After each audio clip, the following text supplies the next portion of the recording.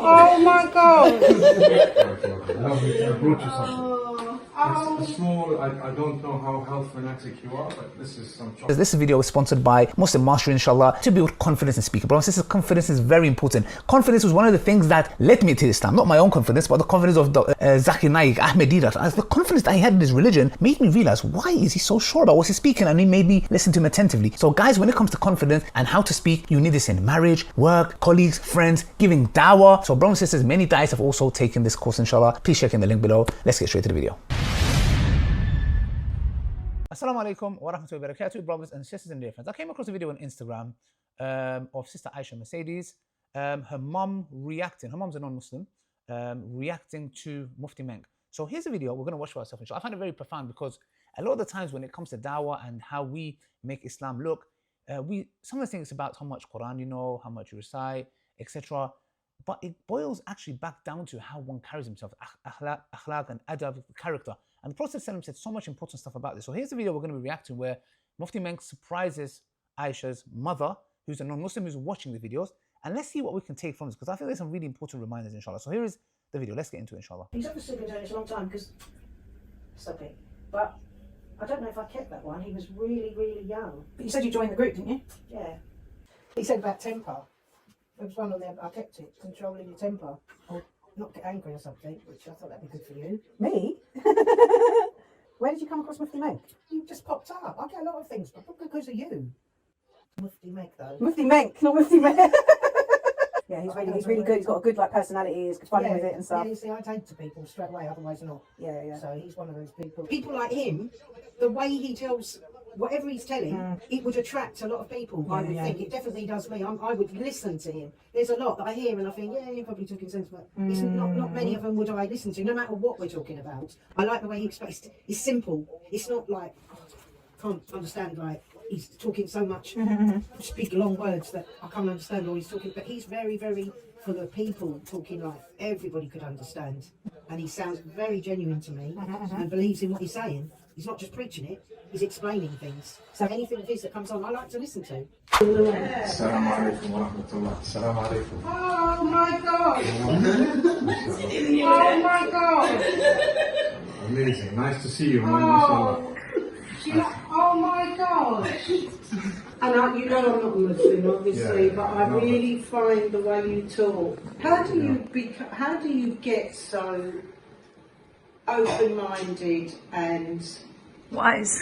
yeah, that's it. Yeah, how do you get like that? Because I have watched quite a few people, and Yes. I haven't really, they haven't stood out for me. You know, to be honest with you, there are a few, there are quite a lot, but each person's temperament is different, so maybe what you are saying, perhaps there is some form of a connection between us.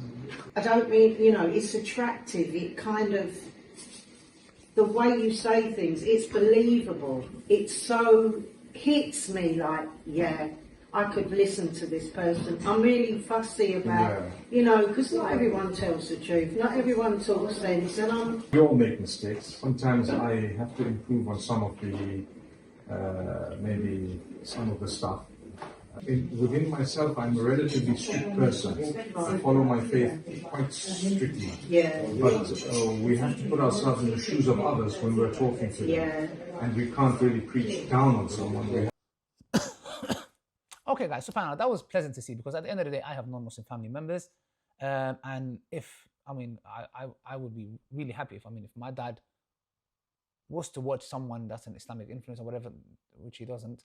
But if he was like, touched by someone where he was like, you know what, okay, look, I have my opinions about Islam and whatever it is. But this one person, yeah, I would try my best to get that person at all costs to speak to my dad, because to me, that's like, maybe that is the missing key to my dad accepting Islam, or any other family member for that matter. So to me, I would have done exactly the same thing. So we hope this means that she accepts Islam, but there's a few things we need to understand, because the Prophet Muhammad, peace be upon him, said, I came for nothing but to perfect good character. I recommend one book, it's quite big, it's from Imam Bukhari, when it comes to, it's called Al-Adab al-Mufrad. It talks about the akhlaq and manners of your dealings with variety of things, yes? And it's so important because many times we are told that a person of good etiquette, good akhlaq. So this is so profound, subhanAllah. A person who be praying qiyam, fasting extra fasting, and doing all the extra stuff, but has ill manners will enter the fire.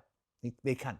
And a person who does the basics but has good akhlaq and good manners will enter Jannah. The Prophet, peace be upon him, said the two things that be heavy on Yawm al-Qiyamah are tawheed and one's good manners. What does good manners mean?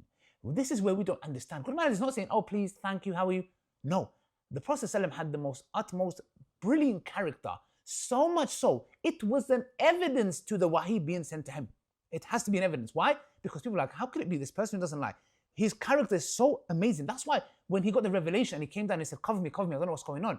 Khadija radiallahu anha said, what? He said, for you, you do not break kinship. You feed the orphan, the poor. He said, Allah will never let you down. Do you see how she connected his character, his akhlaq, his adab, the way he carries himself to Allah has got your back. This is so important. In today's time, you have Muslims who pray, who read Quran, who wear hijab, who grow beard, who wear thawb, etc. You look at the akhlaq and adab, it's got nothing to do with Islam, bro. It's so far away from Islam. And then you look at certain non-Muslims, you look at the adab and character, you think to yourself, like, if this person became a Muslim, wow, amazing. That's why manners are so profound. And how does one start manners? You start to have good manners with Allah by not associating partners to Him, by not saying Allah has a son, Allah is one of the Trinity, Allah this, Allah that. Or like the Quraysh said, Allah has daughters. Why? Because they saw daughters as inferior. They said, the angels of Allah are daughters. This is having bad manners with Allah subhanahu wa ta'ala. Having good manners with Allah is what? You obey Him. You say He is one and you worship Him. That's good manners with Allah. How do you have good manners with? Who's after that? The Prophet Muhammad sallallahu alaihi wasallam. By saying sallallahu alaihi wasallam is showing you good manners to the Messenger of Allah sallallahu alaihi wasallam. That you follow his sunnah. Not, I'm a Quran only Muslim, sunnah, whatever it is. No, you follow his sunnah. You try to abide by his sunnah to the best of your ability. Then who do you have good manners with? Your community at large, your neighbors. When is the last time you checked on your neighbors? When is the last time you went to your neighbors and said, do you need something? An elderly neighbor, do you want me to do shopping for you? Wallahi, Indonesia, I think it's Indonesia, one of the biggest populated Muslim countries. Do you know how they came to Islam? They came to Islam via Yemeni traders who would go and trade with them, and they were so upholders of honesty and transaction, so honest and not cheating people. It was a ripple effect of people coming to Islam. People look at your actions. They don't care what you say, bro, how good you speak. So, and then after that, one's good manners is with their self. When you are committing sin, how's my relationship with the Quran? I'm committing major sins. I'm drinking alcohol. I'm committing zina. I'm gambling. I'm doing this. I'm bad to my spouse. I'm bad to my brother. I'm bad to my mom. You say to yourself, is this good manners within myself? Good manners is what? That's what Allah says. The ones, have you seen the one who, they wrong themselves? How do you wrong yourself? By having ill manners with yourself. So all I want to say, brothers and sisters, I want to wrap up on this, inshallah, is I am happy. May Allah subhanahu wa ta'ala guide her mother, inshallah, because at the end of the day, I know how it is to have a parent that's a non-Muslim and you're scared if they die in that, I'm not going to make dua for them, whatever it is for that matter. I understand that. I truly relate to that. So the full video is on Sister Aisha Mateida's channel. You can go check that, inshallah. But in the meantime, brothers and sisters, let's have good manners, good akhlaq, good adab, inshallah. And may Allah subhanahu wa ta'ala bless Mufti Menk and the works that he's doing, and forgive him for the shortcomings that we all do, inshallah.